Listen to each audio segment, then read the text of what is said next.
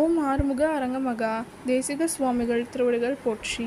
தவ திரு குருநாதர் ஆசியால் அகத்தியர் சன்மார்க்க சங்கம் தூத்துக்குடி கிளை சங்கத்தின் சார்பாக 4/5/2026 தூத்துக்குடி தெப்பக்குளம் மாரியம்மன் கோவில் வளாகம் மற்றும் அரசு மருத்துவமனை வளாகத்தில் வசித்தோர் சுமார் 350 நபர்களுக்கு புளியோதரை சிறப்பாக வழங்கப்பட்டது.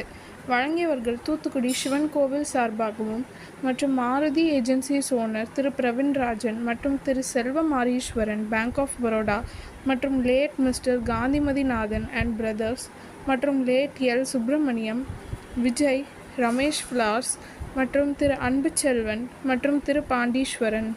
அன்னதானத்திற்கு பொருளுதவி செய்தவர்களும் தொண்டு செய்தவர்களும் அவர்கள் குடும்பத்தாரும் எல்லா வளமும் பெற்று சிறப்புடன் வாழ வேண்டுகிறோம்.